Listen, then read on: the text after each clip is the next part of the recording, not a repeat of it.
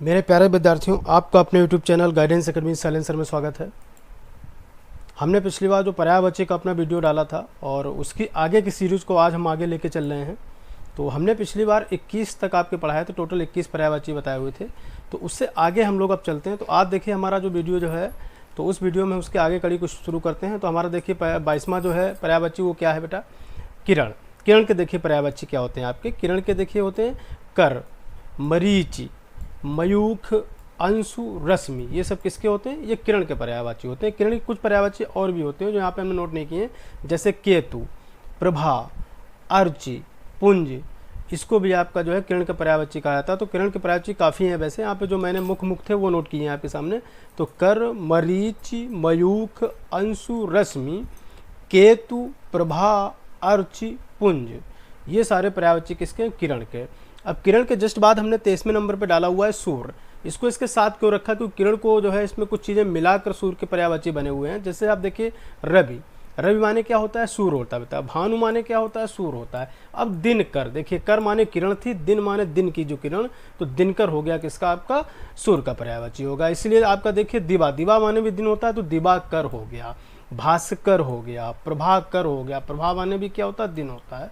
तो ध्यान रखिए दिनकर, दिवाकर, भास्कर, प्रभाकर, या आप याद रखिए पीछे कर इसमें लगा दिया गया है। कर माने किरण होता है, तो ये सूर्य के पर्यायवाची हो गए, यानी दिनकर, दिवाकर, भास्कर, प्रभाकर।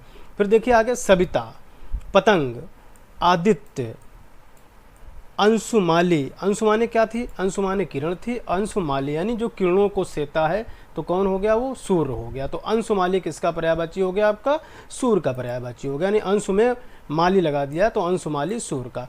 इसके बाद मार्तंड, मार्तंड भी किसका है? सूर्य का पर्यायवाची। इसका मरीचि, देखिए वहाँ पे मरीचि था, बड़ी एक ही मात्रा हमने लगा दी तो क्या हो गया? सूर्य। तो ध्यान रखिए किरण हमेशा छोटी होगी और बड़ा क्या होगा? सूर्य होगा, क्योंकि किरणें सूर्य से ही निकलती है। तो ध्यान रखिए आप, तो छोटी की मात्रा अगर लगी है तो आपका किरण होगा, बड़ी की मात्रा लगी तो क्या होगा? आपका जो है सूर्य होगा। तो ध्यान रखिएगा आप, मरीचि, मरीचि माने किरण और मरीचि माने सूर्य होता है। इसका तरणि, तरणि भी किसका पर्यायवाची है? आपका सूर्य का पर्यायवाची है। तो यहाँ ध्यान रखिए तरणि है, आपको तरणिजा एक पर्यायवाची आता है। तो तरणिजा याद रखिए, तरणिजा जो है यमुना जी को कहा जाता है, सूर्य की बेटी है इसलिए तरणिजा कहा जाता है। तो तरण माने क्या? सूर्य। इसका तमर, एक बहुत इंपॉर्टेंट है आपका तमरी। तमर भी किसका पर्यायवाची है? सूर्य का। तमर से ऐसे याद रखिए तम प्लस, तो देखिए बेटा तमरी, तमरी क्या होता है? तम प्लस अरि। तम मीन्स होता है आपका अंधेरा, तो अंधेरे का अरि माने शत्रु। अंधेरे का शत्रु कौन है? सूर्य। यानी सूर्य जब निकलता है तो चारों ओर से अंधेरा समाप्त हो जाता है, इसलिए तमर कहा गया। एक हमने यहाँ नोट नहीं किया, बहुत इंपॉर्टेंट है, कज्जर वीर। कज्जर वीर भी कहा जाता है सूर्य को। कज्जर मीन्स होता है आपका सोखने वाला। कज्जर का अर्थ क्या होता है? सोखने वाला। आप देखते हैं पानी कौन सोख जाता है? सूर्य सूख जाता है। तो इसलिए ध्यान रखिए आप, जो है सूर्य को कज्जर वीर भी कहा जाता है। तो सूर्य का एक इंपॉर्टेंट पर्यायवाची कज्जर वीर, जो यहाँ पे आप जो है मैं लिख नहीं पाया हूँ इसको। आगे चलते हैं अगले पर्यायवाची पे। अगला देखिए हमारा पर्यायवाची कौन सा? आपका 24वां चंद्रमा। अब चंद्रमा के देखिए पर्यायवाची क्या होते हैं। चंद्रमा का निशानाथ, निशा मीन्स होता है रात, रात का एक ही नाथ, निशानाथ यानी चंद्रमा। इंदु माने चंद्रमा होता है। शशांक भी किसका है? चंद्रमा का। शशांक, हिमांशु, ये सब किसके पर्यायवाची हैं? आपके चंद्रमा के। हिमांशु ऐसा है कि हिम प्लस अंशु, अंशु माने किरण, हिम मीन्स होता है आपका क्या? हिम मीन्स बर्फ, बर्फ आपको शीतलता देती है, उसे चंद्रमा भी आप क्या देता है? शीतलता देता है, इसलिए याद रखिए हिमांशु। हिमांशु किसका हो जाएगा? चंद्रमा का। सुधांशु, सुधा मीन्स अमृत होता है, अमृत भी आपको शीतलता देता है। ध्यान रखिए सुधांशु भी किसका हो गया? सुधांश चंद्रमा का पर्यायवाची हो गया। मयंक किसका है? चंद्रमा का। एकापति, एकापति भी किसका है? चंद्रमा का। चंद्रमा एक ही होता है इसलिए एकापति कहा गया। निष्पति, निस माने रात तो निष्पति कहा गया। विदु कहा गया चंद्रमा को। इसका कला निधि, चंद्रमा को हम कला निधि कहते हैं। तो कला निधि इसलिए कहा जाता है क्योंकि आप देखते हैं चंद्रमा में टोटल कलाएं होती है। पहले ये बड़ा होता है, बड़े से इसके बाद जो है छोटा होते होते तो बिल्कुल एक दिन समाप्त हो जाता है अमावस्या की रात को। इसके बाद फिर पूर्णमासी की रात आती है, फिर ये पूर्ण हो जाता है। तो देखते हैं कि लगातार एक कलाओं में अपना जो है विकास करता है। 15 दिन तक इसकी कलाएँ चलती हैं, तो इसलिए कला निधि कहा गया, मतलब कलाओं का खजाना कला निधि कहा गया। सुधाकर, सुधा माने भी अमृत होता है तो पीछे कर लगा दिया सुधाकर। हिम, हिमकर हो गया, जैसे अभी पीछे हमने बताया था आपको, कर माने किरण होता है। तो सुधाकर, हिमकर, विभाकर, निशाकर, ये सब किसके पर्यायवाची हो गए? ये सब आपके चंद्रमा के पर्यायवाची।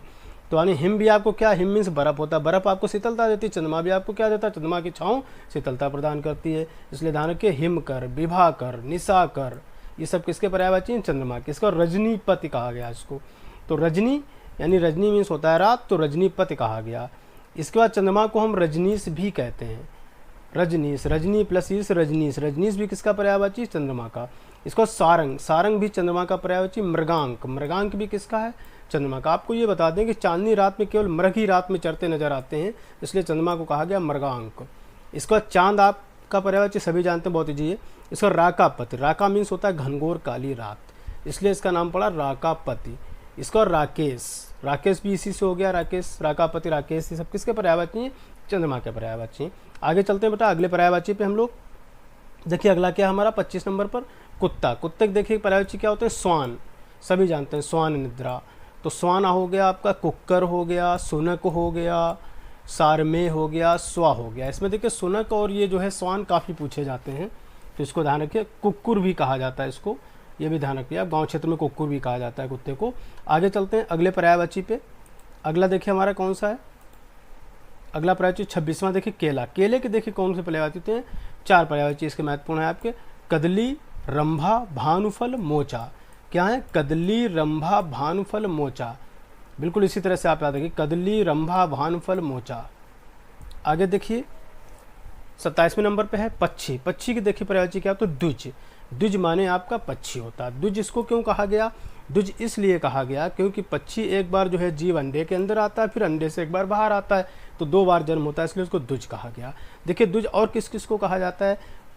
द्विज आपका ब्राह्मण को भी कहा जाता है, तो ब्राह्मण का भी पर्यायवाची क्या हो गया? द्विज, क्योंकि एक बार वो ब्राह्मण कुल में पैदा होता है, यज्ञोपवीत संस्कार होने के बाद ब्राह्मण का पूरा जो है चोला धारण कर लेता है, इसलिए उसका क्या हो गया आपका? ब्राह्मण का पर्यायवाची भी क्या हो गया? द्विज। और हमारे दांत जो होते हैं वो भी 2 बार उगते हैं, इसलिए दांतों का ही पर्यायवाची क्या हो गया? द्विज। तो द्विज के 3 अर्थ हुए आपके, पक्षी हो गया, ब्राह्मण हो गया और दांत हो गया। अब देखिए अंडज, ये अंडे से जन्मता है, इसलिए इसको क्या कहा गया? अंडज कहा गया। खग, सभी जानते हैं, खग, बिहग, बिहंग, शकुंत, शकुनी। ध्यान रखिए, खग, बिहग, बिहंग, शकुंत, शकुनी, इसको इसी क्रम में याद रखिए आप। खग, बिहग, बिहंग, शकुनी। पतंग भी कहते हैं इसको, पखेरु भी कहते हैं, परिंदा भी कहते हैं, पत्र रथ भी कहा जाता है, क्योंकि पुराने समय पक्षी जो है पत्र ले जाते हैं, इसलिए इसको पत्र रथ के नाम से जाना गया। आप याद रखिए, इंपॉर्टेंट है ये। आगे देखिए 28वें नंबर पे क्या है हमारा? 28वें नंबर पे गणेश। आइए बच्चों देखते हैं गणेश के बारे में। देखिए गणेश, विनायक सभी जानते हैं, एक दंत, एक दंत कहा जाता है इनको, गजानन कहा जाता है, गणाधि कहा जाता है, गणपति कहा जाता है, गज बदन कहा जाता है, विनायक कहा जाता है, लंबोदर कहा जाता है कि उनका उदर लंबा था इसलिए लंबोदर कहा गया। हेरम्ब कहते हैं इनको, हेरम्ब भी बहुत इंपॉर्टेंट है। आगे देखिए और गणेश जी के पर्यायवाची कौन कौन से हैं?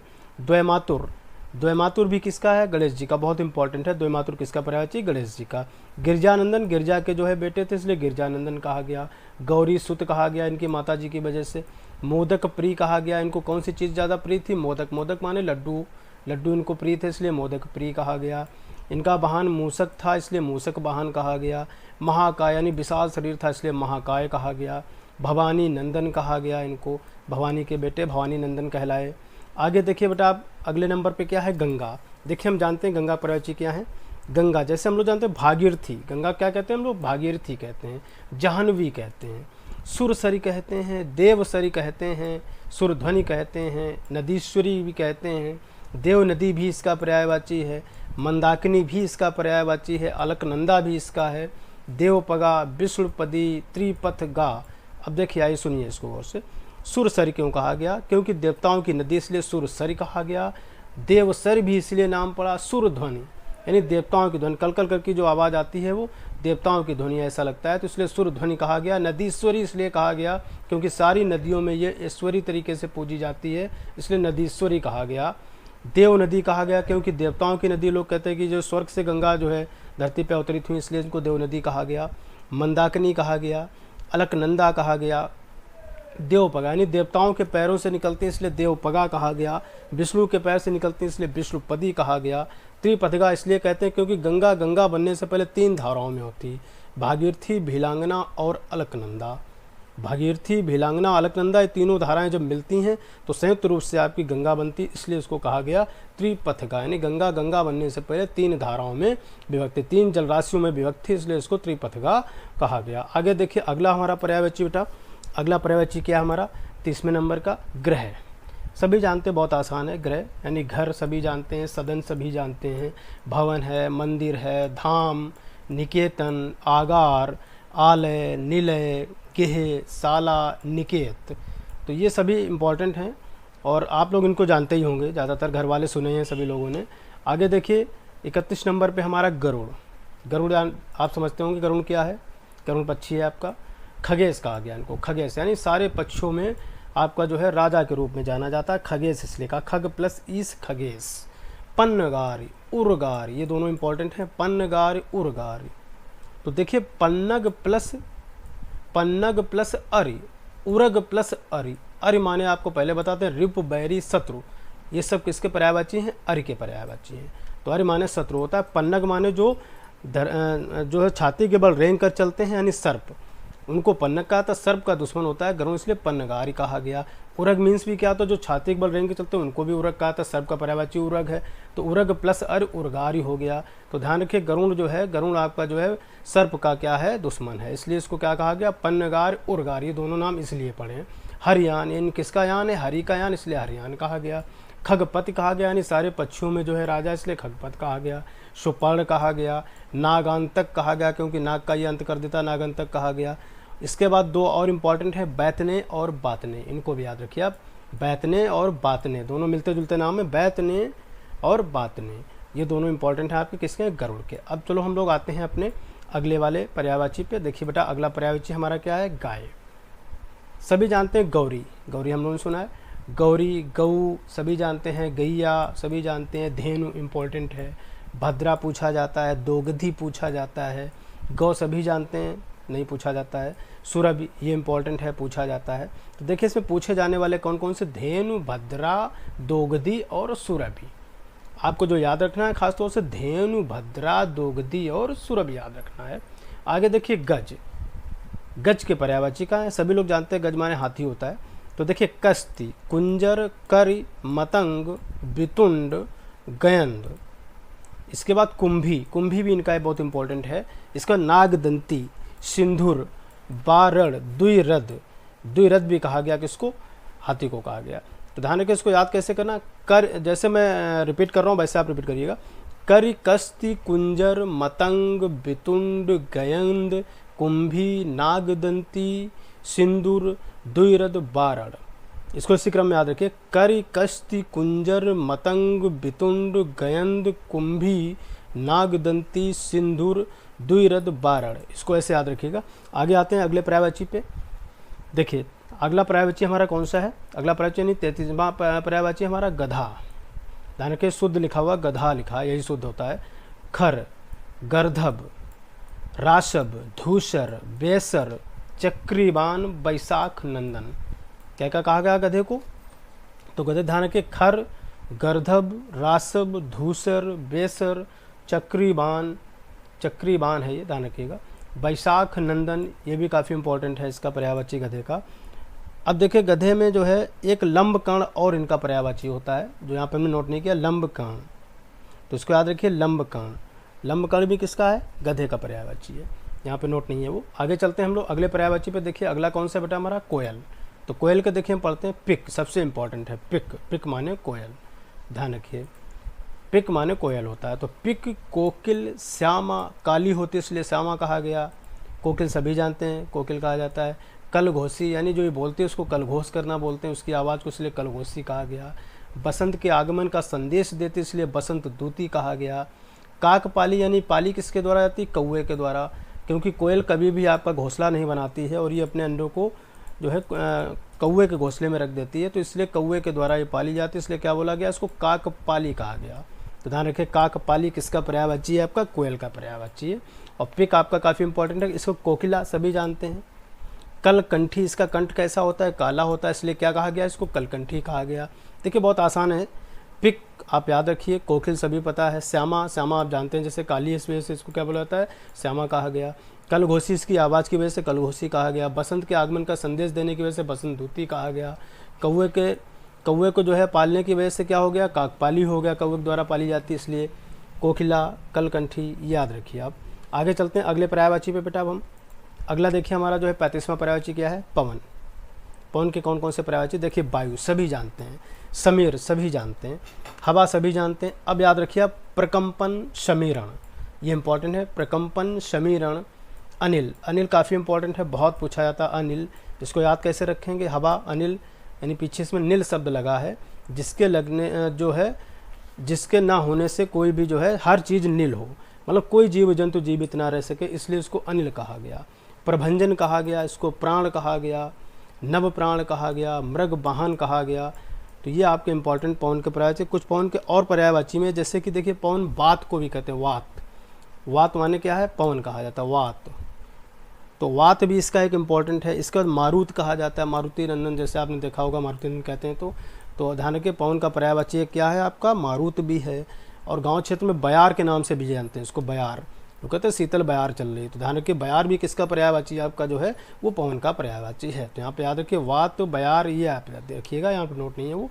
आगे चलते हैं हम लोग नाग के पर्यायवाची पे। देखिए नाग के कौन कौन से हैं, फलेंद्र, फल इनका होता है इसलिए क्या बोला गया, फलेंद्र कहा गया। शेष नाग कहा गया। बासुकी बहुत इंपॉर्टेंट है, बासुकी पर्यायवाची किसका है, नाग का है। उर्गाधिपति, उर्गाधपति यानी उर्ग, याद रखिए आप, उर्ग मीन जो छाती के बल रेंग कर चलते हैं, उन सब में जो है उर्गाधपति के नाम से जाना जाता है किसको, नाग को। सर्पराज कहा गया इसको, नागराज कहा गया। फलधर कहा गया क्योंकि इसमें फल होता है। इसके बाद उरग कहा गया, उरग मीन्स मैंने अभी बताया था आपको, जो छाती के बल रेंग के चलते हैं, तो सर्प आपका छाती के बल रेंग के चलता है, इसलिए उसको उरग कहा गया, ध्यान रखिए। आगे चलते हैं हम लोग अगले पर्यायवाची पे। देखिए बेटा अगला हमारा कौन सा पर्यायवाची है, 37वां नंबर। 37वां देखिए क्या है, फूल।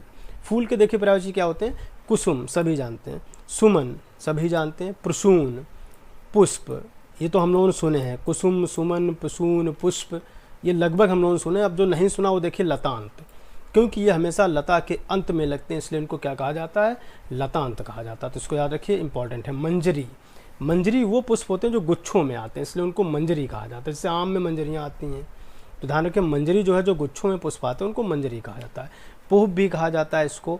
इसका फल पापिता कहा जाता है, क्योंकि फल को जो जन्म देता है वो कौन है, फूल, बगैर फूल के फल नहीं होते, इसलिए ध्यान रखिए फल पापिता कहा गया। इसको गुल भी कहा जाता है, ये इंपॉर्टेंट है आपका। तो ध्यान रखिए फल पापिता इंपॉर्टेंट है, गुल इंपॉर्टेंट है, लतांत इंपॉर्टेंट है, मंजरी इंपॉर्टेंट है, काफ़ी पूछा जाता है। आगे चलते हैं, देखिए किसका पर्यायवाची है अगला, बंदर का।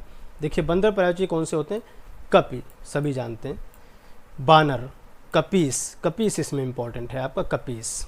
हरि, कीस कहा जाता है इनको। शाखा मृग कहा जाता है, ये भी बहुत इंपॉर्टेंट है, शाखा मृग, शाखा पे जो है जैसे मृग जमीन में तेज चलता है वैसे ही शाखा में बहुत तेज चलता है, इसलिए शाखा मृग कहा गया। और सबसे इंपॉर्टेंट मरकट, तो मरकट भी किसका पर्यायवाची है आपका, बंदर का। तो बंदर के इंपॉर्टेंट कौन कौन से हैं इसमें, कपीस खूब पूछा जाता है, कपीस, कीस, शाखा मृग, मरकट, ये काफ़ी पूछे जाते हैं। अब आगे आते हैं हम लोग अगले पर्यायवाची पे। अगला देखिए हमारा पर्यायवाची कौन सा है बेटा, अगला हमारा है बादल का। देखिए बादल, तो बादल के पर्यायवाची कौन कौन से, देखिए मेघ, धर, अभ्र, ये इंपॉर्टेंट याद रखिए, मेघ, धर, अभ्र। जीमूत भी कहा जाता है इसको, बहुत इंपॉर्टेंट है। इसके बाद आपका जो पानी है, पानी में पीछे दा लगा दें तो आपका बादल, यानी दा मीन्स देने वाला, तो पानी हमें देता है कौन, बादल, यानी बादल ही तो हमको पानी देते हैं। तो ध्यान रखिए नीर, नीर माने होता है पानी, तो दा लगा दिया नीरद, तो नीरद किसका हो गया, आपका बादल का हो गया। ठीक, बार में लगा दिया तो बारिद, पय में लगा दिया पयोद, या पयोद भी कहा जाता है। इसका जल में लगा दिया तो जलद हो गया। ठीक, बार इधर भी कहते हैं, क्योंकि किसको धारण करते हैं, पानी को धारण करते हैं, इसलिए इसको क्या कहा गया, बार इधर भी कहा गया। जलधर भी इसीलिए कहा गया, जल को धारण करने की वजह से। और बलाधर, बलाधर भी बहुत इंपॉर्टेंट है, बलाधर यानी बला तो लेके वैसे ही चलते हैं, बादल जहाँ फट गए समझ लीजिए बलय आ गई पूरी तरीके से, प्रलय टाइप की, तो इसलिए याद रखिए इसका नाम बलाधर भी है। घन, आप जानते हैं काले घन। इसका पयोधर, पय माने पानी, जो पय को धारण करते हैं उसको पयोधर कहा जाता है। इसका एक और इम्पॉर्टेंट है सारंग, सारंग भी काफ़ी इंपॉर्टेंट है इनका। आगे देखिए अगला हमारा बेटा कौन सा है, अगला देखिए हमारा भौरा। तो भौरे के देखिए कौन कौन से पर्यायवाची होते हैं, तो भौरे में देखिए आपका भ्रमर, सबने सुना होगा भ्रमर, बहुत ही ईजी है ये। तो मधुकर, देखिए मधुकर, मधुक, इसके बाद मधुराज, मधुभच्छा, ये आपके मधु से आए। तो देखिए भौरे का मुख्य कार्य क्या होता है, भौरा आपका जो है मधु चूसता है फूलों से, तो इसके लिए ध्यान रखिए कि इसमें मधु शब्द जहाँ लग गया, मधुकर, मधुक, मधुराज, मधुभच्छा, ये किसका भक्षण करता है, मधु का भक्षण करता है। तो इसलिए मधुकर, मधुक, मधुराज, मधुभच्छा, इसको एक जैसे याद रखिएगा। इसका अली बहुत इंपॉर्टेंट है, इसका अली, अल काफ़ी पूछा था कि अल किसका पर्यायवाची है, तो अल पर्यायवाची आपको किसका, भौरे का है। भृंग सबको पता है, तो नाम मिलता जुलता याद रहता है, लेकिन अल इम्पोर्टेंट याद रखिए। सटपथ, इसके पैर कितने होते हैं, 60 पैर होते हैं, इसलिए सटपथ कहा गया। अब आगे देखिए सबसे इम्पोर्टेंट जो बहुत पूछा जाता है चंचरीक। बेटा चंचरीक काफ़ी पूछा जाता है, तो ध्यान रखिएगा चंचरीक बहुत इंपॉर्टेंट है इसका भौरे का पर्यायवाची। तो आज के लिए हमारे पर्यायवाची के इतने ही सीरीज़। अब अगली सीरीज में हम बाकी पर्यायवाची अपने कंप्लीट करेंगे। तो आज के लिए इतना, और आप लोग अपना अच्छे से तैयारी करते रहें। ये वीडियो अगर आपको हमारा अच्छा लगा हो तो आप लोग उसको प्लीज़ जो है कृपया करके शेयर करें, लाइक करें, और हमारे इस वीडियो को देखते रहिएगा। लगातार शुरुआत से लेकर अंत तक सभी वीडियो आप देखिएगा। तो आज के लिए बेटा इतना ही, धन्यवाद।